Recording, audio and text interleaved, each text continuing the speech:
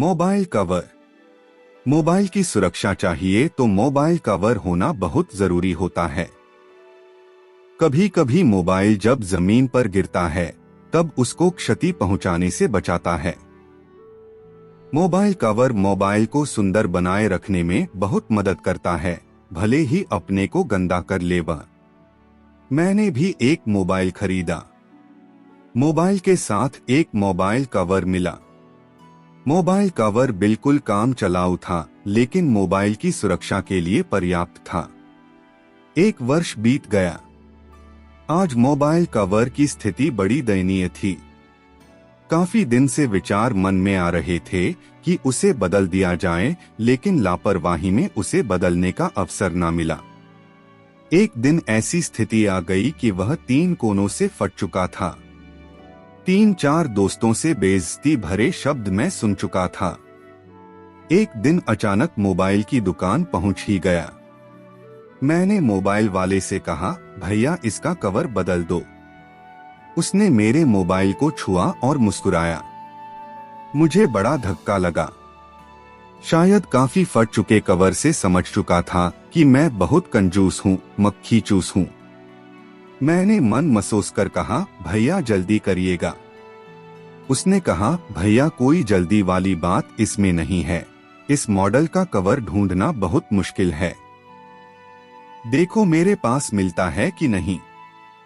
मैंने कहा, अच्छा जल्दी कोशिश करिए। उसने कम से कम 100 कवर इधर से उधर किए। अंत में उसने कहा, यह मोबाइल पुराने मॉडल का है, इसका कवर मेरे पास नहीं है। मैंने बगल वाली दुकान पर प्रयास किया। वहां भी मुझे निराशा हाथ लगी। 2 से 4 और दुकानें खंगाली, परंतु वहां भी हमें निराशा हाथ लगी। अंत में थक हार कर घर वापस चला आया।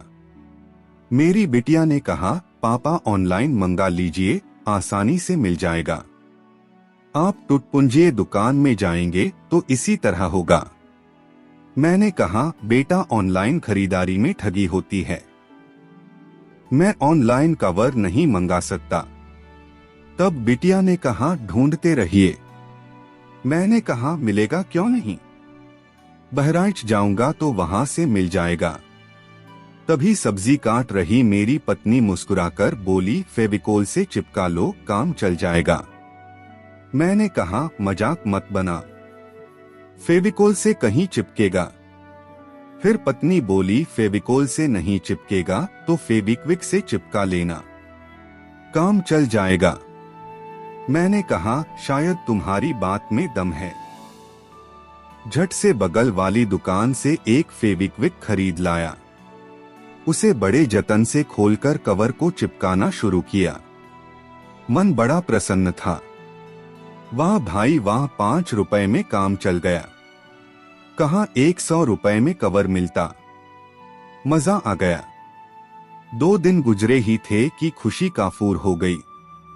जहां से कवर चिपकाया गया था वहीं से जोड़ खुल गए।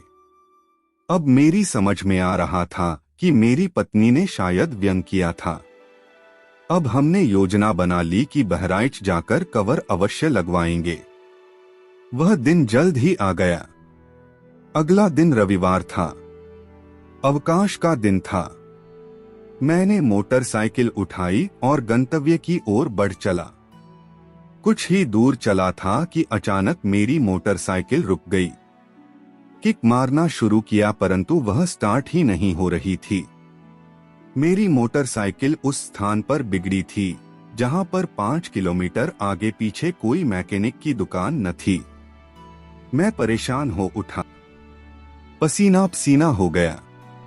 थोड़ी देर रुककर पुनः किक मारना शुरू किया।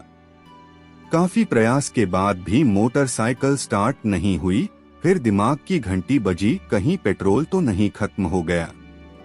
टंकी खोल कर देखा, हिलाया डुलाया, अरे पेट्रोल खत्म हो गया है, काफी दिन से पेट्रोल ही नहीं भरवाया था।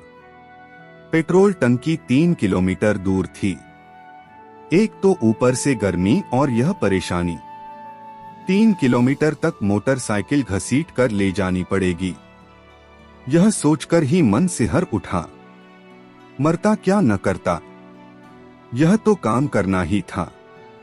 1 किलोमीटर ही गया था कि शरीर ने जवाब देना शुरू कर दिया। ऐसा लग रहा था कि मोटरसाइकिल छोड़कर किसी साधन से वापस घर चले जाएं, पर उसे किसके सहारे छोड़ता? कोई चुरा ले जाता तो? यही सोचकर कदम आगे बढ़ाए जा रहा था। आखिर थककर चूर चूर हो गया।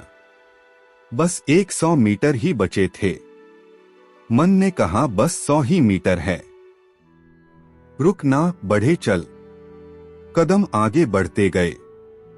अंत में पेट्रोल टंकी पर पेट्रोल 100 रुपए का डलवाया। पेट्रोल डलवाने के बाद जेब में हाथ डाला तो हवाइयां उड़ गईं। जेब में पैसे ही नहीं थे। अब कुछ समझ में नहीं आ रहा था। पेट्रोल डालने वाला मुझे बार बार देख रहा था। मैं संकोचवश कुछ बोल नहीं पाया। 3-4 लोगों के वाहन में उसने पेट्रोल और डाल दिया। फिर उसने कहा, भैया क्या बात है, पैसे नहीं देंगे क्या? मैं तनिक देर चुप रहा, कुछ बोल ना पाया। मेरी समझ में नहीं आ रहा था कि उससे कैसे कहें कि मेरे पास पैसे नहीं हैं। अंत में मैंने कहा, भैया पैसे भूल आया। उसने तपाक से कहा, तो पेट्रोल निकलवा लीजिए। किसी को उसने देर न करते हुए आवाज लगाई, भैया के पास पैसे नहीं हैं, इनका पेट्रोल निकलवा लो। उसके इन शब्दों ने मुझे झकझोर कर रख दिया। जैसे लगा किसी ने मुझे गोली मार दी हो। मेरा शरीर सुन्न पड़ गया। मैं असहाय था। मेरे सामने मेरी गाड़ी का पेट्रोल निकाल लिया गया। मैं खड़ा का खड़ा देखता रहा। मेरी समझ में नहीं आ रहा था कि मैं अब क्या करूं, किधर जाऊं, किससे पैसे मांगूं। मेरा यहाँ कोई परिचित भी तो नहीं है जिससे मैं पैसे उधार मांग सकूं। एक किनारे मोटरसाइकिल खड़ी की और जमीन पर बैठ गया। मुझ में इतनी भी सामर्थ्य न थी कि मैं ऊपर निहार सकूं। मैं शर्म से गड़ा जा रहा था। आज तक इतनी बड़ी बेइज्जती मेरी ना हुई थी। तभी किसी ने मेरे कंधे पर हाथ रखा। मेरी दृष्टि धीरे धीरे ऊपर की ओर उठी। एक अनजान सा चेहरा मेरे सामने था। मैंने पहचानने का प्रयास किया परंतु असफल रहा। उसने कहा, भैया यह लीजिए 200 रुपए और अपनी गाड़ी में पेट्रोल डलवा लीजिए। मैंने कहा, भैया आप मेरी मदद क्यों कर रहे हैं? उसने उत्तर दिया, मैंने पेट्रोल डलवाते डलवाते पेट्रोल डालने वाले की बेरुखी देख ली थी। आप असहाय थे। मैंने आपकी मन स्थिति पढ़ी। मुझे लगा आप मुसीबत में हैं। आपकी मदद होनी चाहिए और भैया इंसान इंसान ही के तो काम आता है। मैं आज आपकी मदद कर रहा हूं, आप किसी और की मदद कर देना। उसकी यह बातें सुनकर मुझे अपनी कंजूसी और खुदगर्जी याद आने लगी। मैंने अपने आप को उसके स्थान पर रखा और तुलना करने लगा कि यदि मैं उसके स्थान पर होता तो पेट्रोल डलवाकर निकल जाता। मुझे क्या पड़ी थी दूसरे का कष्ट समझने की। उसको धन्यवाद कहते हुए पेट्रोल डलवाया और रास्ते भर यही सोचता रहा कि मुसीबत क्या होती है और मुसीबत में जो सहयोग करता है वह भगवान के समान होता है। आज एक इंसान मेरे लिए भगवान बनकर प्रस्तुत हो गया था। मुझे आज एहसास हो रहा था कि मैं कितना गया गुजरा हूँ, जो उम्र के 45वें वर्ष में हूँ और अभी तक इंसान नहीं बन पाया। कंजूसी करता रहा, अपने मतलब से मतलब रखता रहा। आज उस इंसान ने मुझे इंसानियत सिखला दी।